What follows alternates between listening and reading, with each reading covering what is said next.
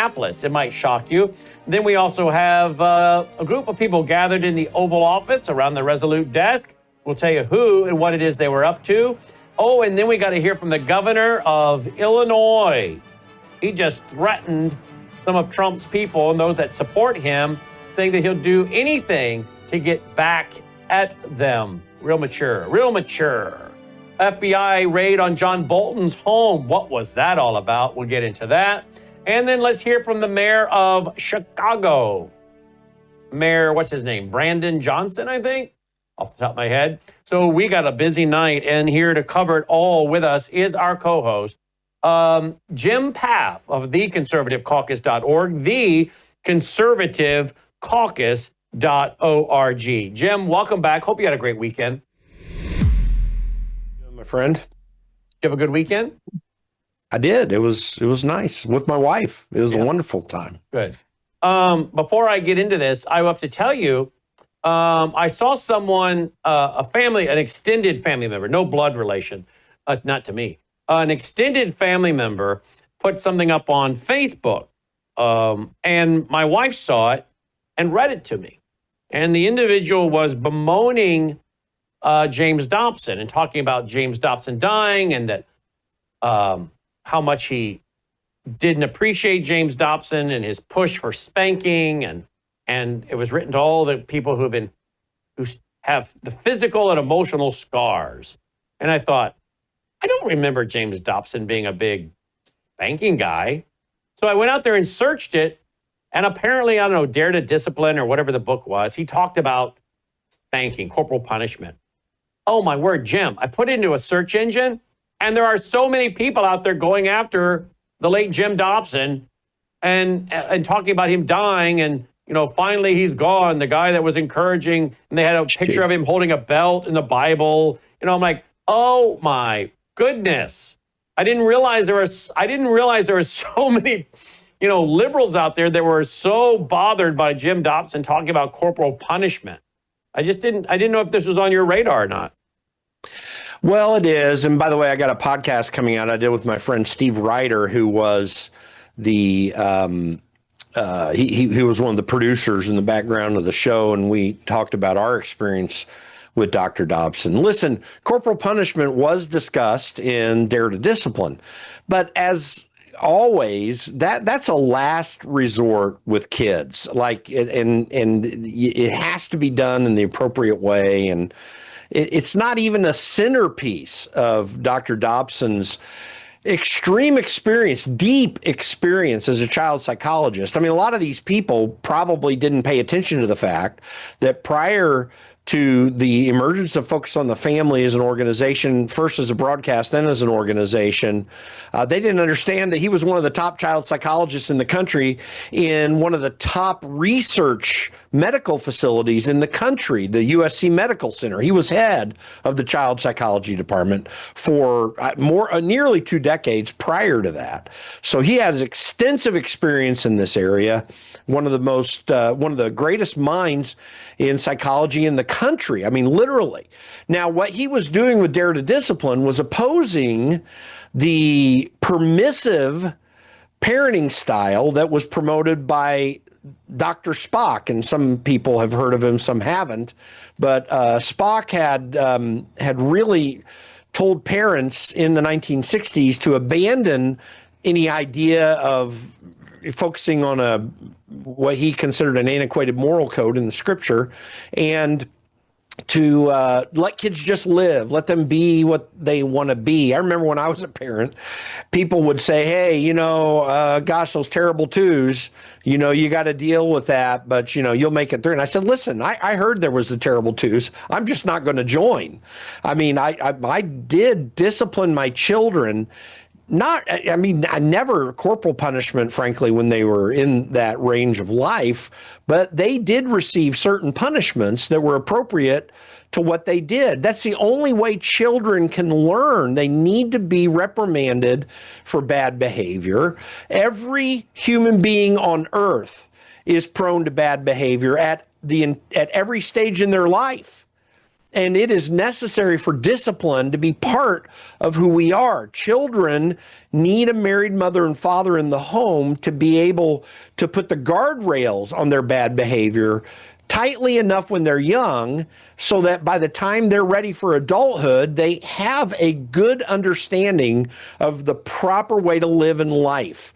And Scripture gives us the best set of moral teachings available to be able to help make those guardrails effective and real for the greatest success in life. In fact, God designed marriage and the family, and Dr. Dobson supported that in every way. So the idea that Dr. Dobson wanted every parent to have a belt and to quickly use it for every little thing a child does anyone who makes that claim is entirely unsophisticated. They have no understanding of the depth of wisdom and understanding that Dr. Dobson brought to bear. And no, these people were not harmed by Dr. Dobson in any way. If they were harmed, it was because people didn't take his advice on parenting. I can tell you that. I just thought you'd find it interesting that I saw Friday night that some of the libs are writing articles and going nuts. So I gave you a chance to respond. So there you go. Thank you for doing that. Well, look for our podcast. We had a lot of great discussion on a great man. Both of us, Steve Ryder and I, experienced him, and they're going to be pleased with the information that's there, and it'll be a very enlightening podcast for people. I'm sure it will be. Jonathan Turley says that Texas Democrats seem intent on making a parody of themselves. First, they protested gerrymandering by fleeing to the most gerrymandered state, Illinois. Now, Mark Ellis, infamous in the Steele dossier scandal and unconstitutional gerrymandering, has filed a federal challenge. All right, can respond to that? Yeah, Mark Elias is one of the biggest reasons, amongst many, but he was at the tip of the spear, of why our elections are so out of whack in this century. He began a litigation strategy to change elections to make them more malleable by Democrat efforts. He's been successful in that. I mean, he's the guy, by the way, behind all the successful cases that have been taking place until Donald Trump jumped on the bandwagon, and Judicial Watch had a recent court win related to California, Oregon, and Washington to clean voter rolls. Mark Elias was pushing for dirty voter rolls. The inability of states to take people who have moved from the state, people who are deceased even, and related to illegals getting on the voter rolls, which we know has happened. We don't know entirely the extent of it. But Judicial Watch just had a big court case where they won. And California, Oregon, and Washington are going to have to take a lot of people off their voter rolls that don't belong there. That's just one example of the myriad of things that Mark Elias has done to bring about the kind of elections that take place over days. And in fact, Elias is right now working to, again, as you note there, to try to overturn Texas's writing of their districts. And of course, he's not going to sue California for their counterattack on their gerrymander at all. He's just going to let that slide. But he's going to go after a Republican-oriented state with Republican officials drawing their lines in a constitutional manner. Whereas in California, they followed a procedure that is against what was passed overwhelmingly during the Arnold Schwarzenegger administration to have an independent commission draw their lines. They just bypassed all that, went straight to their own processes, and frankly, it seems in an illegal manner. So Mark Elias is a scoundrel. He is a scourge on our election process in this country, and he's put us at risk, frankly, as Democrats have all over the country, of not having democracy, as they like to call it, not making our elections insecure, prone to error, and potentially to fraud. We're seeing, by the way, there's a city councilman, I can't remember where this is, but there's video, I think it was in Minneapolis maybe, I can't remember where it was. But anyway, there's two different videos at two different times where he was bringing in absentee ballots and stuffing them in a drop box. The guy was there doing it, and it looks very shady, and it may be actually criminal. So, you know, when you have these mail ballots, it's just insecure. We got to go to same-day voting, get rid of these multi-day elections, required that every vote be counted within 24 hours of the polls being closed. I mean, we've got to pin this down, and Mark Elias has worked very hard to take away every security that has made our always imperfect elections as perfect as possible in the past. They're highly imperfect now. National Committee summer meeting in Minneapolis. Oh boy, here we go. Issues voters care about. Where does Trump go? Migrant crime, carjackings, the really lurid, awful stuff that is a crazy, crazy visual. Don't take the bait, because most Americans are more worried about how are we going to address mental health issues, the visible homelessness that we see on streets, and how do we deal with mental health and other issues that drive the sort of random incidents that scare all of us. That's what you should be talking about. That's where you should be focused. Don't take the bait in talking about migrant crime or carjackings or the things that actually don't matter to that many Americans. Really? Carjackings don't matter to many Americans. With crime escalating, are you kidding me? It's one of the biggest things. I was just reading over some polling this weekend. The border, illegal immigrants, crime, drugs, these are on the top of their concerns. Without a doubt. And listen, it is breathtaking to watch, and we're going to see more video related to aspects of this one you just played for the rest of the show. But it is breathtaking how Democrats in key cities around this country are dedicated to crime. It's not a matter of, hey, we got a different approach and we're trying this or that thing, but we're trying to deal with crime. They're not even trying to deal with it. And this lady just said the quiet part out loud. Just ignore all the crime problems and go to these other things like mental health. And, you know, you had Brandon Johnson today saying we need more money for Section 8 housing and all this kind of stuff. Listen, there are issues on the fringes of society related to mental health, and I don't think related to housing, but you know, there are various things related to society that can breed problems, but they are not the answer to the problems. And to be quite candid, the greatest problems that we have with crime right now is negligence in these major cities. I mean, we're watching a breathtaking turnaround in Washington, D.C., with crime going down big time. We've gone through 10 days since Donald Trump got involved in Washington, D.C., with not one murder. And the police there and the statistics show, the police are noticing, and the statistics show, no one remembers a time in Washington, D.C. when they went this long without murders. Now, there is you can get into police state activities that take rights away when it comes to crime, but that's not our problem right now. We've gone way overboard with so-called criminal justice reform, where you've got no cash bail. They're not even, people are getting let back out on the streets when they've committed violent crimes. They're not even trying to address it on the streets in these major cities.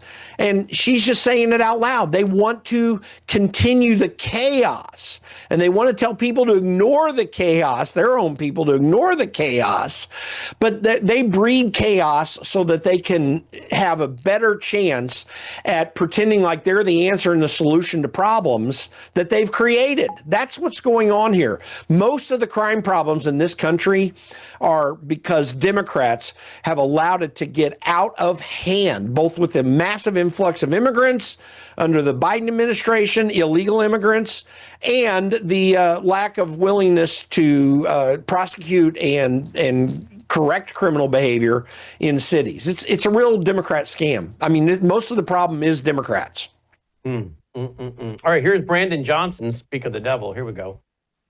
As the mayor of this city, I can tell you that Chicagoans are not calling for a military occupation. They are calling for the same thing that we've been calling for some time, and that's investment. What safe cities across America all have in common, they invest in people. And that's what we're doing in Chicago. We need the federal resources to make sure that we're building more affordable housing, expanding mental and behavioral health care, education, all of these things that could reduce crime and provide real community safety. Instead of spending hundreds of millions of dollars for a publicity stunt to invoke chaos and terror, the federal government should spend that money on proven solutions to crime and violence reduction. We cannot incarcerate our way out of violence. We've already tried that, and we've ended up with the largest prison population in the world without solving the problems of crime and violence. The addiction on jails and incarceration in this country, we have moved past that. It is racist, it is immoral, it is unholy, and it is not the way to drive violence down. All right, we're going to comment on that on the other side of the break. The Worldview 2 Washington report. Brendan House, Jim Path, your hosts. We'll be right back. You've seen some of them on Fox News, and now some of them are coming to the Worldview weekend in Collierville, Tennessee. Friday night, October 3rd, Saturday, October 4th. Like Gordon Chang, an expert on China, as China is buying up a lot of our farmland and more. Then we're going to have the lead pollster of Rasmussen Polling, Mark Mitchell. Where are we headed with the midterms? What's the worldview of the average American? What values do they really believe in? And then Chris Martenson, he's an expert on the Great Reset as we head toward digital currency and social credit scores. Sidney Powell, a lot of you know who that is. Alex Newman, Dr. Andy Woods on Israel and the Middle East. And Adia Miramonde, she was inside the government and even met with people like Gaddafi. She's going to talk about the Middle East. All the details are available, and to get your tickets at worldviewstore.com. That's worldviewstore.com. Again, tell your family and friends, worldviewstore.com.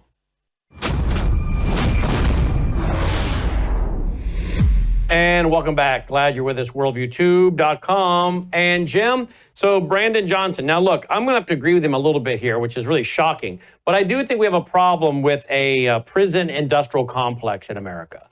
I think we have put way too many people in prison who are not violent. They have not been convicted of a violent crime. Anyone that has not committed a violent crime is not a threat to society. They should not be incarcerated as though they are a threat to society. You can penalize them, give them a fine, give them community service, whatever. But putting nonviolent people behind bars makes them violent, makes them bitter, makes them angry, with good reason, because you get treated like a dog, all right? Everybody knows, if you've done any study in the prisons, they're feeding them the worst slop you could possibly feed them, because many of these are private prisons going for the biggest profit margin they can get. And if they're not private prisons, then they are bankrupt cities that are massively in debt that don't want to put any money to it. And so they fill them up with junk food, moldy, old, no protein. It's just ridiculous. And you wonder why these people come out even more violent, even those that weren't violent when they went in. So I agree we should not be imprisoning non-violent people.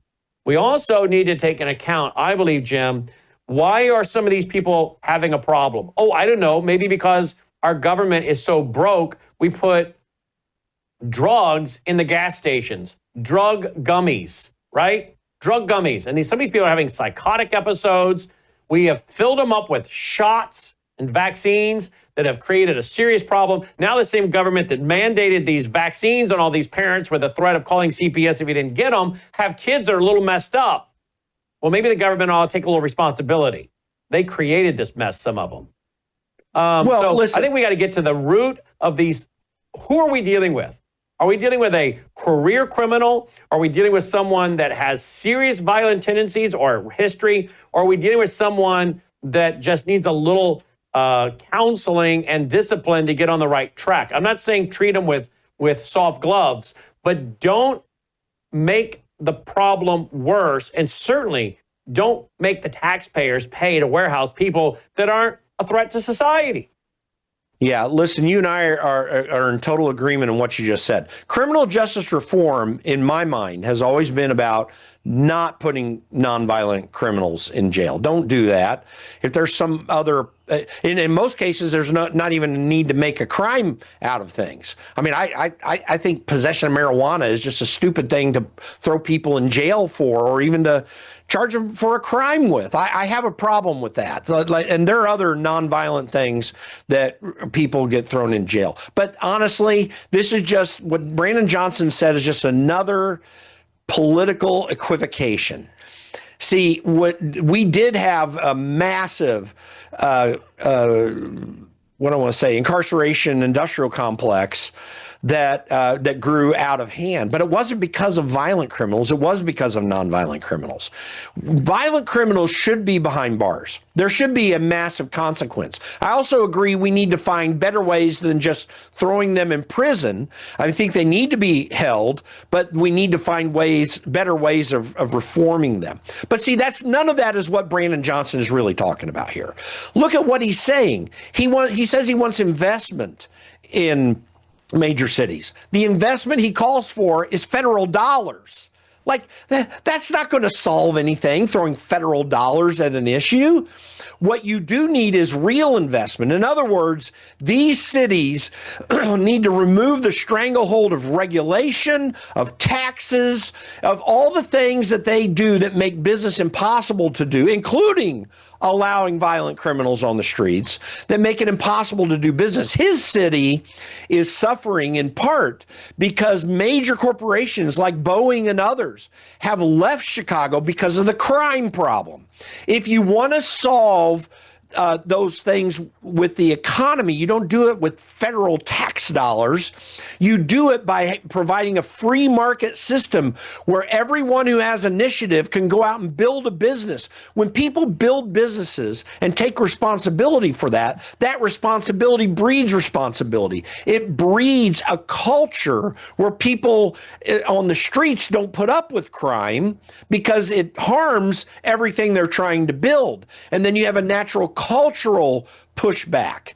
But they don't want that. They are allowing violent criminals on the streets, and that is a harmful thing to a society. There are many other factors too. The poor education system in Chicago, because Chicago's education has gone nuts. There was a time of reform briefly that was taken away by Brandon Johnson and some of his immediate predecessors, who have allowed the schools to be a teacher union paradise that's not about child education, but about the massive growth of administrative costs that have nothing to do with the direct education of children. And I could go on and on and on. These Democrats want the federal government to spend money there so that they can pad the pockets of their political benefactors, just like we're seeing happening with USAID and other federal government programs that are just pass-throughs for political benefactors like Stacey Abrams, who was going to get $2 billion. Well, you go down to the micro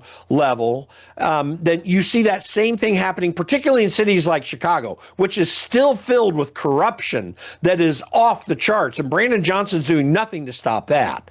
But it's a canard. It's a lie. It's a falsehood to say that a lack of federal dollars is the problem here, or that we need these other things like mental health. I mean, yeah, there's a place for mental health, but none of this solves the core of the problem, which is that they have created societies in these inner cities that do not allow for well-educated kids who are stable in societies with strong family formation so that a married mother and father can be in the home to raise kids and future generations to have success. Nothing that he said in that statement is about success for his citizens. It's all about success for government entities. And when government is succeeding, the citizens are not. When government is being reduced and reformed, that's when citizens are more successful and when societies are strengthened and grow. Let's go to the governor of Illinois. Here we go. And their rights. Finally, to the Trump administration officials who are complicit in this scheme, to the public servants who have forsaken their oath to the Constitution to serve the petty whims of an arrogant little man, to any federal official who would come to Chicago and try to incite my people into violence as a pretext for something darker and more dangerous, we are watching and we are taking names. This country has survived darker periods than the one that we're going through right now, and eventually the pendulum will swing back, maybe even next year. Donald Trump has already shown himself to have little regard for the many acolytes that he has encouraged to commit crimes on his behalf. You can delay justice for a time, but history shows you cannot prevent it from finding you eventually. If you hurt my people, nothing will stop me, not time or political circumstance, from making sure that you face justice under our constitutional rule of law. As Dr. King once said, the arc of the moral universe is long, but it bends toward justice. Humbly, I would add, it doesn't bend on its own. History tells us we often have to apply needed to make sure that the arc gets where it needs to go. This is one of those times. I look forward to taking your questions in a few minutes, but first, I'd like to hand over our podium to Mayor Brandon Johnson. All right. So there you go. Apparently, these are very dark times. I don't know. What is it? Is it the defunding of Planned Parenthood that Donald Trump has done that saved the lives of countless children? Is it not funding United Nations Education, Scientific, Cultural Organization, which, again, was started to promote the idea of collectivism, socialism by their own first director? I mean, I can just go down the list. Is it the fact that he's stopping fentanyl from flowing into the country, going after the drug cartels in Mexico? What is it that makes this a dark time in America? Does that mean we agree with everything the Trump administration does? No. But it's certainly what he's doing is not creating a dark time in America. A dark time in America is when you have people, grandmas having their front doors kicked in by FBI thugs and taking them to the gulag and holding them for several years with no trial because they walked into the U.S. Capitol at the invitation of the unlocked doors, the open doors, and the greeting of the Capitol Police who said, come on in, just respect the building. That's the dark times when Americans who are patriotic were being called a threat to, quote, democracy, extremist, potential domestic terrorist, and moms showing up at school boards. Do these people really think these are dark times? I don't think they think it. I don't think they believe for 1 minute these are dark times. I think these are, in my opinion, liars, hacks, Marxists, globalists that want to destroy the rule of law. They want to stop America from being great again. They want us fighting each other. They want chaos because the bigger chaos, the more government has to get involved. And right now, Donald Trump is trying to solve problems created by most of these dumb Marxist morons like him, who him and others have destroyed Chicago and are destroying the entire state of Illinois, which is made up of many good people, by the way. Well, the dark times that exist are Democrat dark times that have emerged since during the 2020 election, with deep state actors and Democrats lying to the American people, saying Joe Biden was competent to be president. That was one. I mean, remember, he was in the basement for the whole thing. And the Hunter Biden laptop was a lie. So we hide that. And then we went in through a censorship industrial complex, which shut down every bit of free speech if you were on the conservative side. But Democrats were allowed to spew what they were doing. Dark times include what Dr. Dobson predicted in 2008, by the way, just to stay on with him, that children would be taught adult sexual activities in schools. That's been happening. That's a dark time. And then don't even get me started on what we've been talking about, the dark times of a massive increase in crimes in major cities, including Chicago. Absolutely. That have happened and emerged. How about the dark time of all the illegal alien crime that has been coming? This is another example of equivocation, which for those people who don't know what equivocation is, it's changing the meaning of the term in the middle of the debate. He talks about dark crimes. He talks about criminal activity. But the problem is the dark times of criminal activity are on their end. Indeed. And tomorrow night we'll get to John Bolton, because I'd love to hear your thoughts on that, John Bolton. TheConservativeCaucus.org, TheConservativeCaucus.org, us, WorldviewTube.com. Thank you, Jim, and thank you for watching. Take care.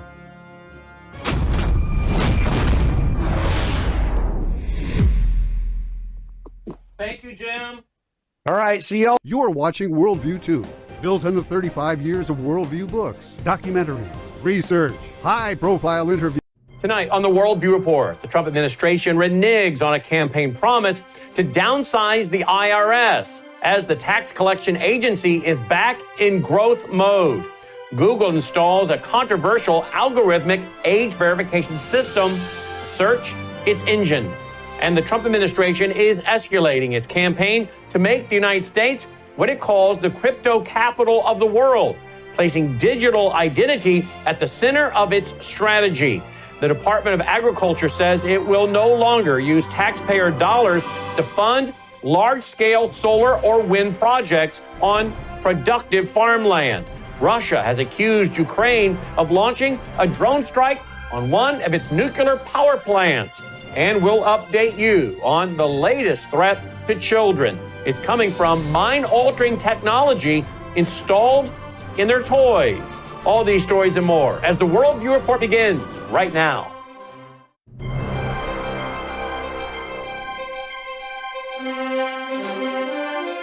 This is Worldview Report with host Brandon House. Whether it is news from the nation's capital or your state capital, from the classroom to the boardroom, from national security to national and local news that impacts you and your family, Worldview Report is your trusted source for vital and uncensored news.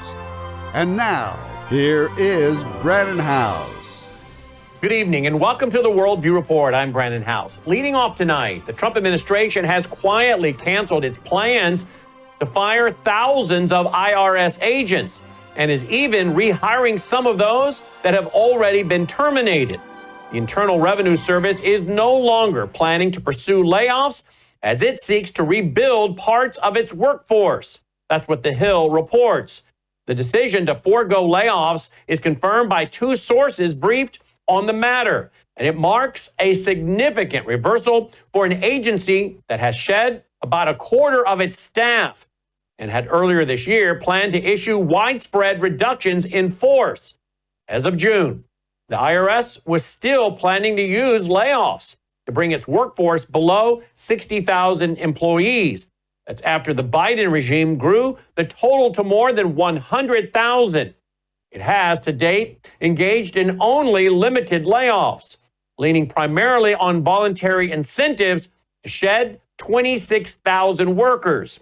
And now, according to The Hill, the IRS, quote, will use additional tools to regrow its workforce in places that it had previously cut, citing shortages in mission-critical areas, end quote. The agency's acting human resources officer said in an email to IRS managers on Wednesday that was obtained by government executive, quote, IRS has identified areas where staffing reductions created a potential gap in mission-critical expertise. As a result, IRS will utilize all available tools, including details, reassignments, DRP, TDRP, rescissions, and external hiring to identify resources to fulfill the mission-critical skill sets, end quote. This is a total about-face for the Trump administration and their earlier posture, in which it was indicated it might even abolish the IRS. It now appears to be full steam ahead with growing the size of the agency. Biometric Update reports that a controversial age verification system that Google launched recently, by the way, on YouTube, is now also being incorporated into the company's trademark search engine. The age check verification tool uses machine learning algorithms to guess at a user's age based on a, quote, variety of signals, end quote, such as search and viewing history, which means it falls into the category of age estimation or age inference technology. The system has caused an uproar among YouTubers, some 160,000 of whom have signed a petition urging Google to turn it off. Instead, it appears now to be extending the tool's application to Google search. Tech Issues Today reports that users have now observed a similar age verification pop-up directly within Google search. Per the report, which features screenshots of the pop-up, quote, the user who shared the screenshot noted they initially encountered the age verification prompt on YouTube while watching Tech Linked, then discovered it had also appeared during their Google search sessions, end quote. The suggestion is made that once a user is prompted for age assurance on YouTube, well, they might be flagged for it across their Google account. A separate report in PPC land says that Google began rolling out age verification for search on August 15th, and that the verification process follows technical specifications established through Google's Credential Manager API. While Tech Issues Today says there are only a couple of reported instances of the age check pop-up on Google search, a brief in Wired says that the company is rolling out the system in the EU. The full scope of the deployment remains unclear. Still, the point is made that, quote, Google search limitations could significantly hamper everyday internet usage, end quote. That's if users are regularly asked to prove their age when using the search tool. Search has already taken a sharp turn with the implementation of AI summaries and more big changes to a platform that was for many years an established and stable go-to that, well, could cause more users to look to other options such as DuckDuckGo or Bing. The Trump administration is escalating its campaign to make the United States what it calls the crypto capital of the world, placing digital identity at the center of its digital assets strategy.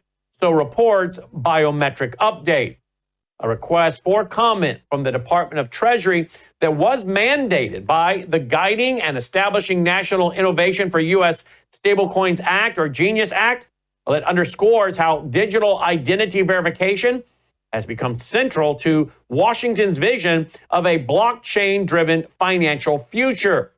The notice that was published on Monday in the Federal Register, it calls on financial institutions, technology companies, and the public to weigh in on, quote, innovative or novel methods, techniques, or strategies to detect and mitigate illicit finance risks involving digital assets, end quote.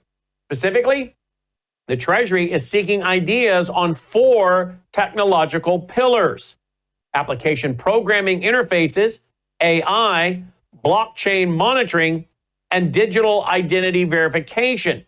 Treasury said, quote, innovative tools are critical to advancing efforts to address illicit finance risks, but can also present new resource burdens for financial institutions. As required by the GENIUS Act, Treasury will use public comments to inform research on the effectiveness, cost, privacy, and cybersecurity risks and other considerations related to these tools, end quote. The request for comment, well, it fulfills a requirement of the GENIUS Act, which was signed into law by President Trump in July. And it aligns with his broader executive order on strengthening American leadership in digital financial technology. Together, these moves, well, they reflect a sharp pivot from regulatory hesitancy to a very assertive embrace of cryptocurrency infrastructure. In the administration's framing, digital identities are not merely compliance tools, but rather they are a foundational enabler for both security and innovation. Nearly 1,700 National Guard troops are expected to deploy across 19 states for the next few months. All as part of President Donald Trump's nationwide deportation and crime-fighting efforts. The Pentagon is planning, according to their documents, to have National Guard troops that will be mobilized in Alabama, Arkansas, Florida, Georgia, Idaho, Indiana, Iowa, Louisiana, Nebraska, Nevada, New Mexico, Ohio, South Carolina, South Dakota, Tennessee, Texas, Utah, Virginia, Wyoming, and according to defense officials, this is what they told to Fox News. National Guard troops will be activated this month, with operations continuing through November. Now, the largest number of National Guard troops, they will be heading to Texas. That's what officials said. And their duties will include administrative and logistical tasks for the Immigration and Customs Enforcement, or ICE. Well, things such as case management, transportation, data collection, fingerprinting, DNA swabbing, and photographing individuals that are in custody. On Friday, President Trump praised the National Guard that are already deployed in Washington, D.C. He said that they were doing, quote, an incredible job working with the police, end quote, tackle crime in the city. And then he stated, quote, I'm really honored that the National Guard has done such an incredible job working with the police, and we haven't had to bring in the regular military, which we're willing to do. After we did this, we'll go to another location, and we'll make it safe also, end quote. On Saturday, President Trump said he planned to send troops to Chicago to rein in that city's crime problems. Agricultural Secretary Brooke Rollins announced on Monday that the Department of Agriculture will no longer use taxpayer dollars to fund large-scale solar or wind projects on productive farmland, nor allow solar panels made by foreign adversaries in the USDA programs. The department cited farmland loss as a driving concern. Tennessee, my home state, has lost more than 1.2 million acres in the past 30 years and could lose 2 million more by 2027. Nationally, solar installations on farmland, that's risen nearly 50% since 2012. Rollins states, quote, our prime farmland should not be wasted and replaced with Green New Deal subsidized solar panels. One of the largest barriers of entry for new and young farmers is access to land. Subsidized solar farms have made it more difficult for farmers to access farmland by making it more expensive and less affordable, end quote. On X, she said, quote, this destruction of our farms and prime soil is taking away the futures of the next generation of farmers and the future of our country. Starting today, USDA will no longer deploy programs to fund solar or wind projects on productive farmland, ending massive taxpayer handouts. Also ending the use of panels made by foreign adversaries like China, end quote. We'll be right back after this short break. You've seen some of them on Fox News, and now some of them are coming to the Worldview weekend in Collierville, Tennessee, Friday night, October 3rd, Saturday, October 4th, like Gordon Chang, an expert on China, as China is buying up a lot of our farmland and more. Then we're going to have the lead pollster of Rasmussen Polling, Mark Mitchell. Where are we headed with the midterms? What's the worldview of the average American? What values do they really believe in? And then Chris Martenson, he's an expert on the Great Reset as we head toward digital currency and social credit scores. Sidney Powell, a lot of you know who that is. Alex Newman, Dr. Andy Woods on Israel and the Middle East. And Adia Miramonde, she was inside the government and even met with people like Gaddafi. She's going to talk about the Middle East. All the details are available, and to get your tickets at worldviewstore.com. That's worldviewstore.com. Again, tell your family and friends, worldviewstore.com.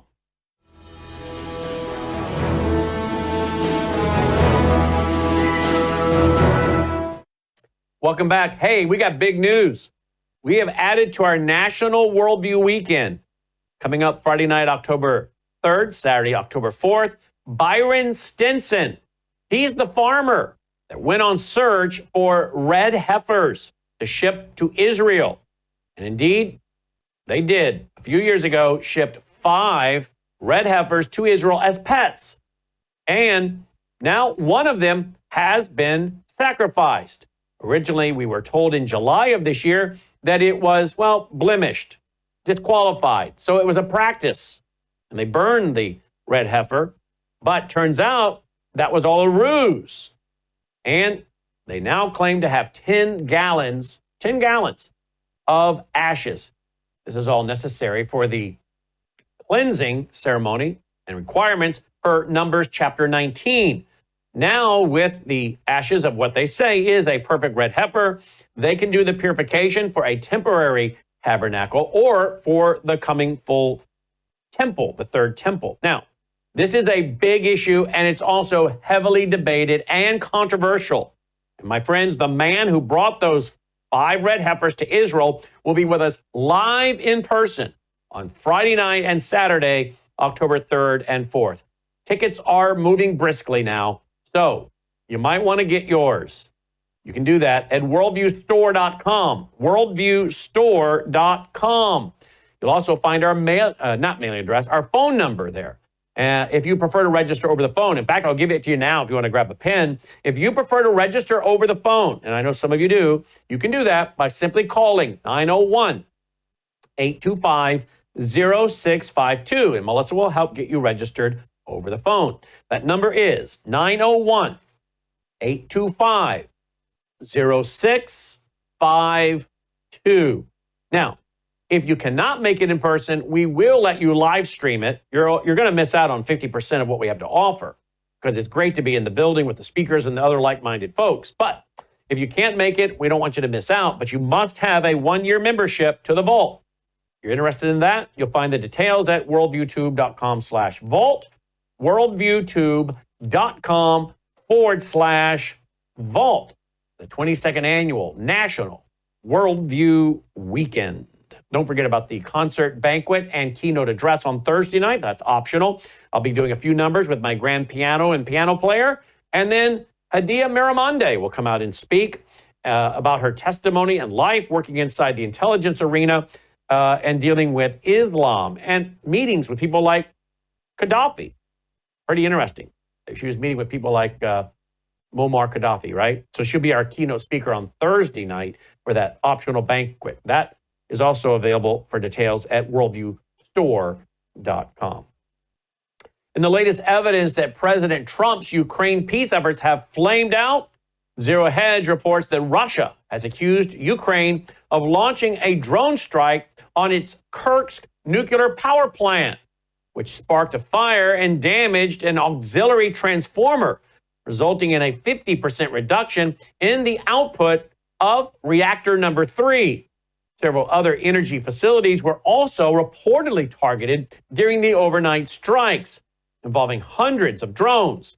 Russia's military said it intercepted nearly 100 of them across various locations in the south. The Kursk nuclear power plant's news service reported that the fire was quickly brought under control and with no injuries. Radiation levels remain normal, and that's according to local reports. However, the press service also noted that 2 other reactors are currently not generating power, though one of them is undergoing scheduled maintenance. Reuters reported that, quote, Ukraine launched a drone attack on Russia on Sunday, forcing a sharp fall in the capacity of a reactor at one of Russia's biggest nuclear power plants and sparking a huge blaze at the major fuel export terminal, Russian officials said, end quote. Kursk's region's acting governor swiftly condemned what he called, quote, the threat to nuclear safety and a violation of all international conventions, end quote.